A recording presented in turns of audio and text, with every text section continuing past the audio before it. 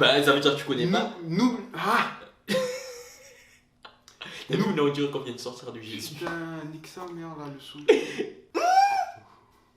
Qu'est-ce qui nous arrive? Je m'élève. Paix à votre âme. Ave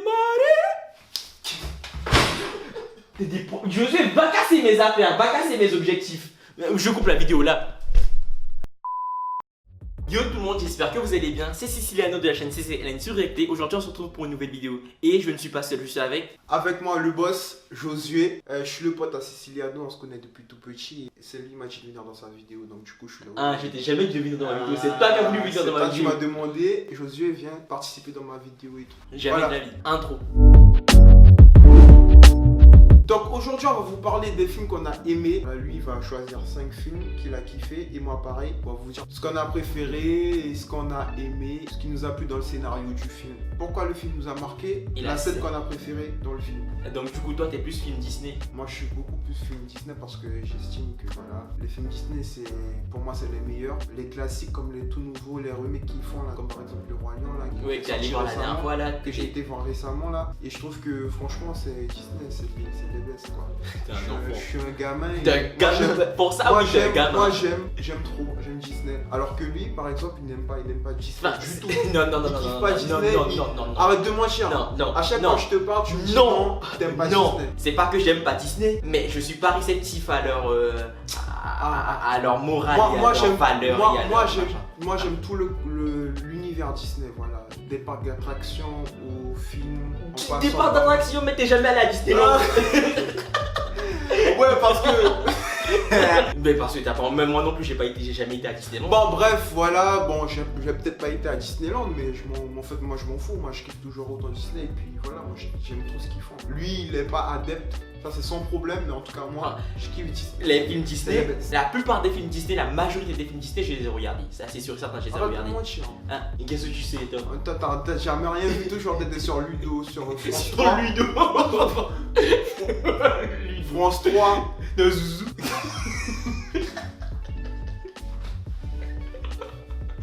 Tout le temps, il était là, Yakari. Oui, donc du coup, moi, je suis plus film de science-fiction. Je suis plus film de science-fiction parce que j'estime que... Bien sûr, les films de Disney, c'est des films fantastiques qui parlent d'histoires qui n'existent pas, des contes, machin, tout ça. Mais moi, je préfère les films de science-fiction parce que j'estime que j'aime m'évader, j'aimerais m'évader de la réalité. Parce que la réalité est assez ennuyeuse comme ça. Oui, ouais, mais après toi, t'es formaté Disney. Non, mais c'est pas une question d'être formaté Disney, c'est que voilà. Attends. Et tu dis que j'aime pas Disney alors que j'aime les Marvel et Marvel ça appartient maintenant à Disney. Donc oui, ça appartient maintenant à Disney, mais je veux te dire à l'initial, je te parle vraiment à l'initial, ce que Disney est, tu vois. Oui. Du personnage Mickey en passant par exemple, Donald Duck. Je déteste Mickey. Par Minnie. Je ne veux pas regarder ça. Voilà. Je ne veux pas regarder Mickey, ça me donne des sueurs froides, j'ai des bouffées de chaleur quand je regarde Mickey. Mais c'est pour ça que juste longtemps. Mais ça n'a aucune personnalité. Toi tu comprends pas. Mais non, ça pas être personne. Aucune personnalité. On dirait qu'il a pas d'âme. Ok. Je raconte quoi toi? Mais il a des problèmes. La voix de Mickey, il a pas d'âme à l'intérieur. Mais tu racontes n'importe quoi toi. Est-ce que tu as bien déjà écouté la voix de Mickey? Mais moi j'aime bien la voix de Mickey, c'est quoi? C'est ouais, plutôt Mickey. Ah ben y'a quoi? C'est une voix de souris. Voilà, c'est une voix de souris. Bon, je sais pas si... Stop, commençons la vidéo, Bon, voilà, donc on va commencer la vidéo et puis voilà. Très de plaisanterie, on va commencer la vidéo maintenant là. Donc du coup toi tu commences avec un premier film. Mais t'as marqué que 4 films. Non, c'était 5 films hein, normalement. Continue, commence. Narnia j'ai kiffé parce que déjà moi j'aime tout ce qui est film qui mélange le médiéval et le fantastique. Je sais pas, moi j'aime bien cette combinaison là parce que ça fait rêver, ça t'émerveille quoi. Enfin, moi j'aime tout ce qui est par exemple centaure, les trucs bizarres comme ça. Les centaures, voilà les créatures fantastiques comme ça, centaures, les phoenix, c'est ça?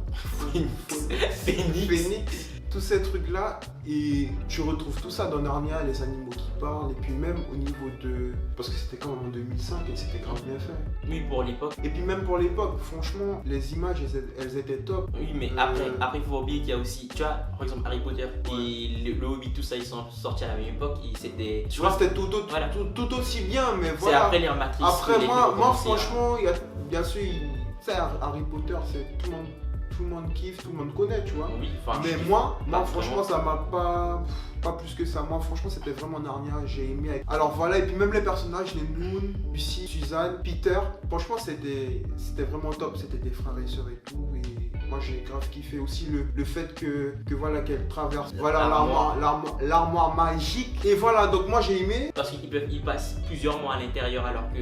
Ah ouais, voilà, c'est ça. Quand ils reviennent dans la réalité, le temps, c'est presque pas écoulé. La scène qui m'a le plus marqué dans Narnia, c'est... Après, c'est peut-être bête. Peut-être... c'est pas bête, la scène qui t'a le plus marqué dans Narnia, vous c'est allez quoi? peut-être pas trouver ça, mais pour moi, c'était le... Moi, je trouvais ça stylé, en fait. C'est comment il s'appelle Peter, il a la sorcière blanche, je crois. Elle vient avec deux épées, là, en mode de croix, comme ça, là. Elle essaye d'atteindre le cou de Peter, et Peter, lui, fait ça. C'était grave. Moi, j'ai trouvé ça grave stylé. Fais comme ça a pas l'air stylé du tout.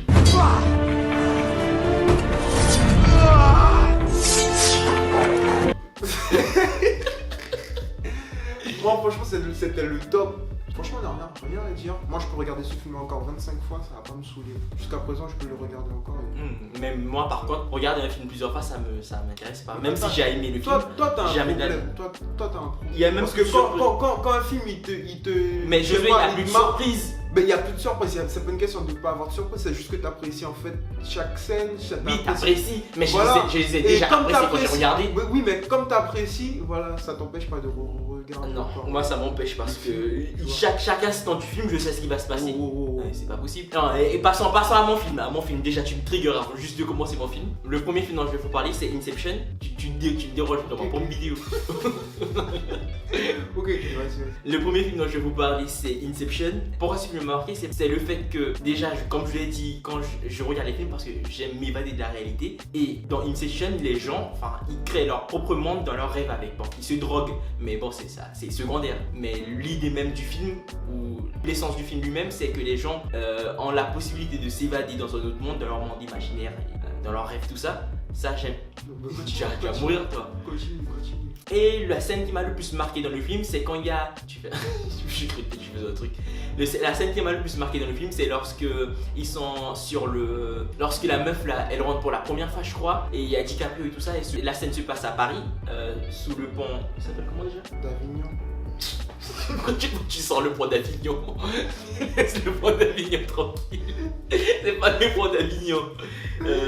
Berakim, je sais pas quoi là. Ah, Berakim, ouais. Berakim, c'est le pont Berakim, et il y a un sort de parallaxe, l'effet là avec le pont qui se retourne, les immeubles derrière s'éloignent et ils tournent en même temps. J'adore ce passage. Donc ensuite, le deuxième film que j'ai aimé de Forest, un film d'horreur. Je sais pas si vous avez déjà entendu parler de ce film.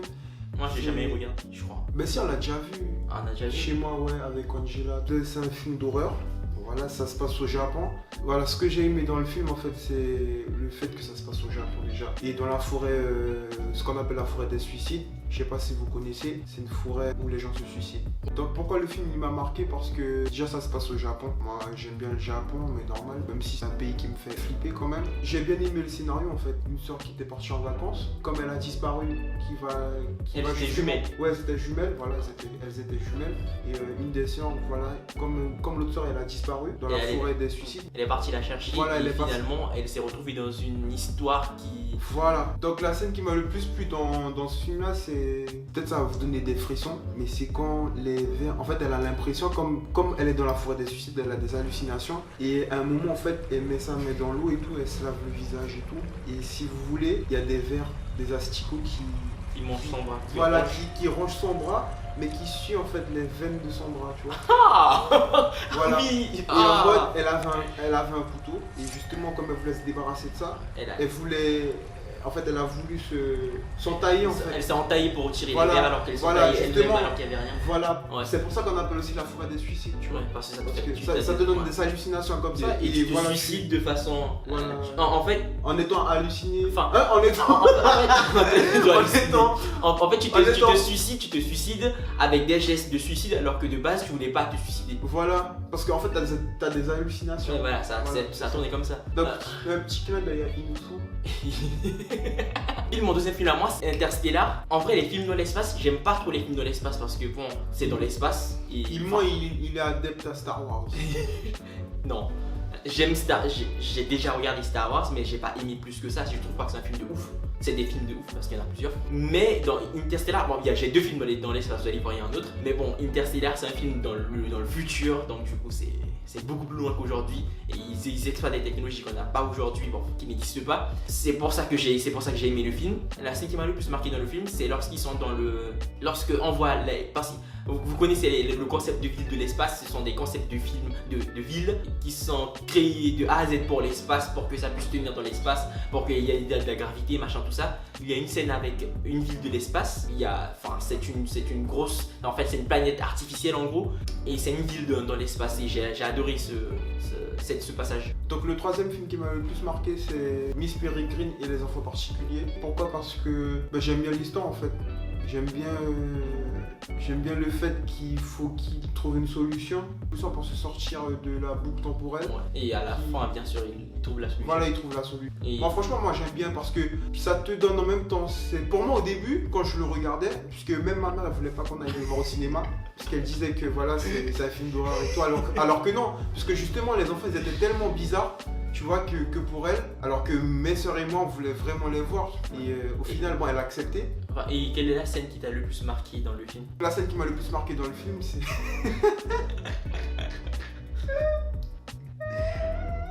Mon Dieu, c'est pas où la fille mange le truc avec sa tête derrière.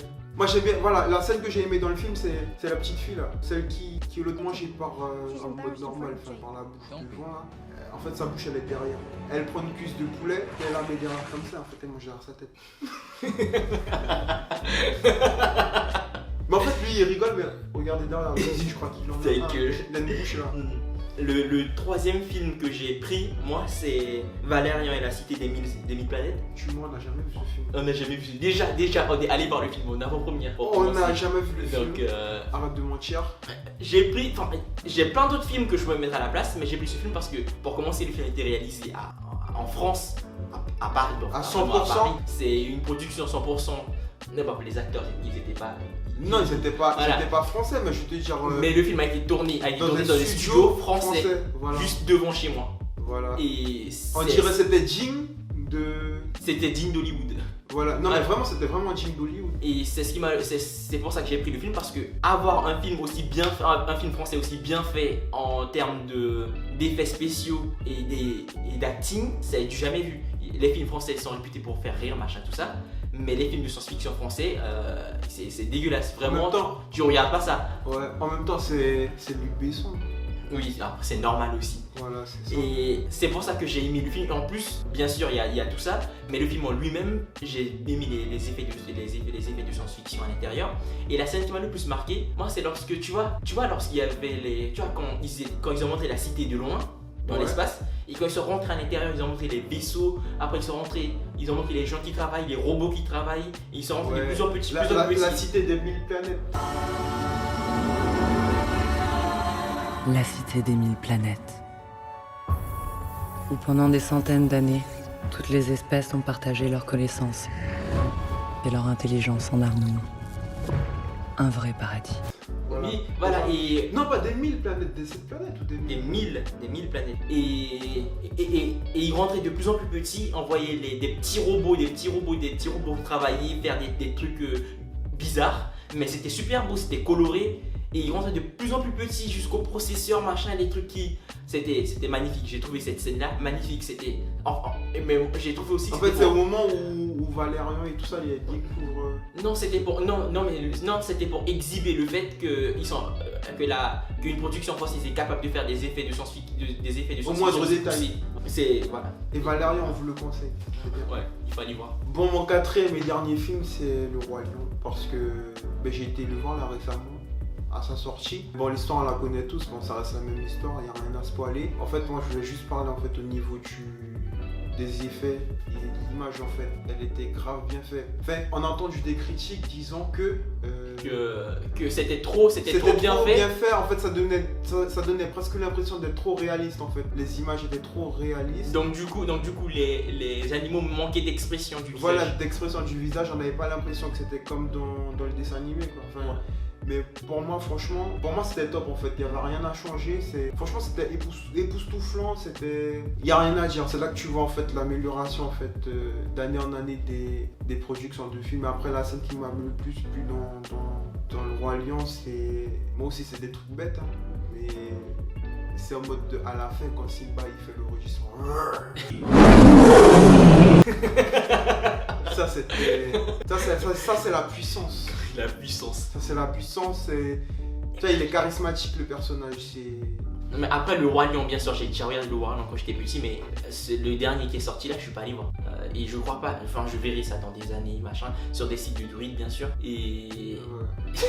Mais après c'est vrai que par rapport au dessin animé en fait, les hyènes et Pumba ils étaient grave moches. Enfin, en tout cas sur l'image, genre sur le dessin animé, franchement Pumba et les hyènes, ils étaient pas aussi moches. Voilà, ils étaient pas aussi moches. Mais attends, ils étaient moches dans la façon dont c'était fait ou sinon ils étaient moches parce qu'ils étaient pas beaux. Ils étaient moches pas dans la façon dont c'était fait parce que justement ils étaient bien faits. Ah voilà, donc du coup ils étaient pas beaux. Ils étaient pas beaux. Voilà, ils étaient vraiment vilains quoi.